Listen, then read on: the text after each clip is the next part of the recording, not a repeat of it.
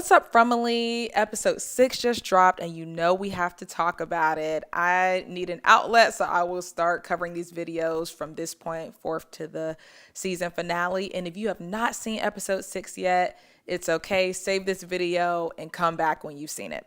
Starting with Tabitha and Jim's fight, honestly, it felt like they weren't in Fromville all of a sudden. It was like, oh, wow, they have this fight going on. They definitely seem extra loud. Guys, there are other people in this house. We can hear you. We want to go to sleep. And even the monsters were yelling and screeching outside. And I think that was that thing that brought them back to reality of, okay, let's chill. There are more pressing matters here. Whether we want to stay married or get divorced, it really doesn't matter because our life is at stake, so we'll put that on the back burner for now. It's really sad, the state of their marriage, because I can tell that they just have big communication issues, and with that mixed with the loss that they've had with Thomas, I think it just feels like a lot when it's like, you just need a few therapy sessions that you're not going to get today because we're fighting for our lives every day. But anyways, what else was going on in the episode? Victor and Henry. For one, I just want to say I'm so happy that Victor has his father. I think that Victor's been alone for so long. And when his dad was like, no, I'm coming with you, you can tell it was that sense of, oh, this is what having family here feels like. I haven't felt this in a long time, or at least that's what I got from it. So I just really love that he has a family member there. Granted, shows like this, anytime it's too good to be true and people are reconnected and reunited, it just makes me think, is someone going to die at the end? I don't know, but I'm just going to enjoy their relationship from this point forth and just them trying to make up for lost time. But I really think that Victor needed someone. He needed the parents that he never had just because he's been there, so long. But I laughed so hard seeing Henry go down into those tunnels, and the deeper they went, he had so much regret on his face. He was just like, hey son, maybe we need to try this tomorrow. So that was just so funny to me, like seeing him really freaking out inside, but trying to support his son at the same time. And all I kept thinking is he doesn't know what he got himself into, coming to From. I mean, of course, he thought they were driving to the tree on the other side, but whew, is he in for a treat. But I am happy that in this episode they got Jasper. We only have, 4 more episodes left, so I'm glad, okay, at least we got, I'm not there, but they got what they came for. So that was a relief because we have a few more episodes where they can really explore the Jasper thing, trying to get him to talk, seeing what's going on. So I'm glad that they're like, okay, let's go get Jasper. But it is interesting, of course, that they had to go deeper this time. And it's making me think about just how this is all created. And even though that other monster was waking up, the other one was very alert. She was just like, hey, Victor, I know y'all keep playing down here, but the next time you come, we're going to have to keep you down here. So that was very frightening, to say the least. And I just felt bad for the dad because he's seeing his wife's scarf and hearing her voice. And it's a lot. It's really a lot to take in. But I say that's a mission complete, at least that they were able to get Jasper. I wanted to touch on this really quickly. I think Kenny is such a character. For one, all the actors are phenomenal. Kenny is such a character where he's went through just such tremendous loss. We see him mourning, but not really. And I think this episode just showed him like, this is not my mom's house anymore. Like, my family is gone. We have Julie out here smoking. The parents is fighting. Like, it's really not it. And I think he feels like, okay, it's time for me to kind of move on to the next thing or figure out what home looks like for me in this stage. So it made me quite sad because of what it represented. But, shout out to Kenny. He really has such a big heart, like his mom, honestly. Next, let's get into Randall, right? Randall's finally waking up. We already know Boyd has been carrying that guilty conscience, since everything happened. I don't know, it's something about, what's her name? Is it Marielle? I think that's her name. I I don't know what she has going on. She's always seemed weird to me. I couldn't quite connect with her. I don't know what it is. But I like that by the time he ran into Julie, I'm like, okay, I think they're going to have more of an open conversation about, like, okay, what are you feeling? What are you going through? And I think with them experiencing something so, like, life changing and traumatizing, they should be a trio, at least as far as like talking about it, because they would understand each other the most. So I'm interested to see how that relationships develop. But I am thinking, like, okay, are y'all gonna make this a love connection by next season? I don't know.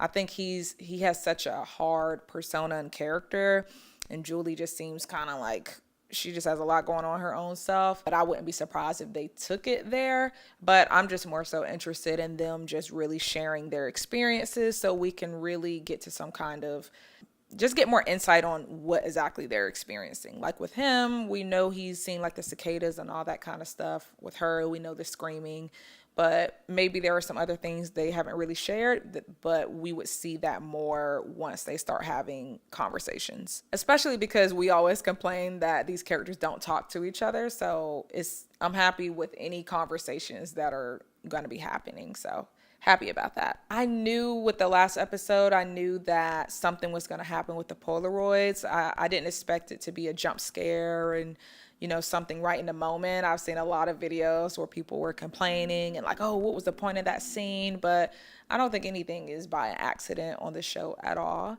But it was interesting, and I seen a lot of reviews too where people felt like there was a connection between Fatima and the kimono lady. For one, that lady is so creepy. Like, yes, you want me to help you, lady, but I'm gonna need you to stop touching on me. And yeah, I don't know. Like, she has a lot going on to where I would be terrified. I'm interested to see, like, is this a setup?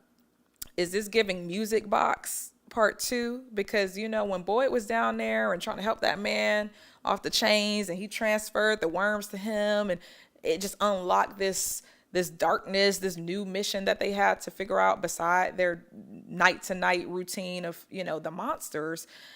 It's hard to trust. It's like, girl, I want to help you, but like, is this really going to help us get home?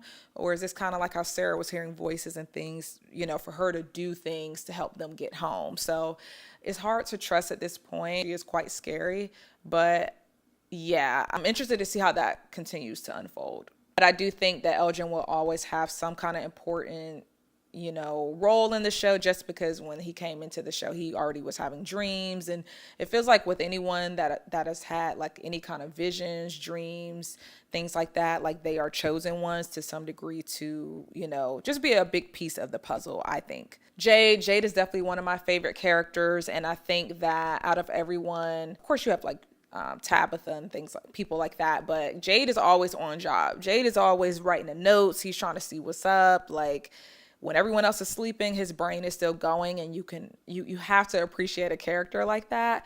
But I like what, I think his name is Tom, but I like what he said about like, hey, sober up, because Jade has been high or drunk really since we met him, honestly, which, hey, I get it. You have to cope, but how much sharper could he be if he was sober? Maybe he'll catch something. And I love that they're putting him and Ethan together. I always thought that Ethan would contribute something just with like that child mind with a big imagination and kind of pointing out the obvious. So I think that they're setting that up for them to have some kind of aha moment, some kind of epiphany or something like that. So super excited about that. And at this point, I think the great trio is, well, Victor kind of is on his own. Of course, I think he's always a piece, but Ethan, Tabitha, and Jade, they may really come up with something. I'm excited to see what they can come up with just by being intentional and really wanting to figure out, like, how do we get out of this crazy place? Because at this point, we know the numbers, well, we don't know, but the numbers are either dates or coordinates or something. So I'm so interested to just get that uncovered by the end of the season. Also, speaking of Jade, just that moment with Tabitha and her realizing that, oh wait, I've seen this place in a dream. What?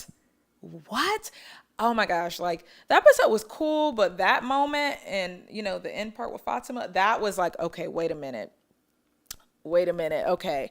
Like we already knew that there were some correlations between Tabitha and Miranda, Victor's mom, just as it relates to like visions and you have to save the children. And those children are so creepy. Oh my gosh. I'm tired of those kids because they always want to touch on her. And it's just like, I can't help y'all like this. I need a few feet so I can think clearly because this is a little much. It's a little much. Those was Cooey kids. It's too much for me. But I think that by us now seeing that Tabitha has some kind of connection to this place since she was a little girl having these dreams, honestly is cool because it's like, oh, we're figuring out something, but it's also scary because it's like, oh, I was going to end up here regardless. I was meant to come here. Like, why me? Like, I don't want to be a chosen one. So I am so curious to see. And I think that just proves even more of like, okay, these people are definitely destined to be here to play some kind of role, specifically Tabitha. Looking forward to seeing more with that now because is this more reincarnation kind of vibes? I don't know. But because it does feel like every so often whenever this history repeats and this new batch of people come, I'm sure there's other chosen ones just like Christopher and Jade and so on and so forth. But Fatima, right? That was good. I like where this story's going. I think it would have been kind of whatever if it was just the baby looked normal and we just kind of keep going on. But it's like, look, Fatima girl, we may have to lock you up for a little bit. We love you, but we just got to make sure everybody's safe. We may have to lock you up a little bit, put you somewhere, assess, because now things are about to get interesting. Now things are in a good way. Like, you don't need to really have a baby in this place. Let's be real. But okay, now process of elimination. Okay, you going through some kind of transition. So now we need to investigate. So I am so curious to see how they handle it. I know she was so nervous to tell people, but it's like, no, imagine if they didn't even get the thing done, the sonogram thing. Like, no, we need to investigate and see what's going on with this baby or lack of and go from there. But I think that history is going to repeat itself to where, unless they figure something out, but I think they're going to go towards the place of Fatima turning, becoming a danger to others. And Elgin's going to be in his dad's shoes and have to make that hard decision to, live his wife, or the dad is going to have to step in to not have that sit on Ellis on his conscience. Like, I think his dad is going to be a hard decision. I think it's going to be tough, and either the dad's going to do it so his son doesn't have to live with that, or he's going to do it of like, no, I'm gonna step up. Like, it's going to be that, just that moment that we don't want, but I think it's going to come full circle. Like the music box, Boyd was able to solve it. It didn't get that far, but why Fatima, like, why her? Why did this have to happen to her? But maybe like people turning into a monster was similar to a pregnancy kind of experience, or it's a connection between her and the kimono lady where she's birthing something or connected to her in some kind of spiritual sense. Either way, it's not good. It's not good either way. This is a horrible thing that's about to take place, and I'm just obsessed with this show. I can't wait to see what they're going to do in these next 4 episodes. I definitely want them to go back out to that settlement, get more food, and explore what those other monsters are or what else is out there. We have to figure out how to get Jasper talking. I have no clue how they're going to do that storyline. I'm like, okay, I guess, but okay. We got Jasper.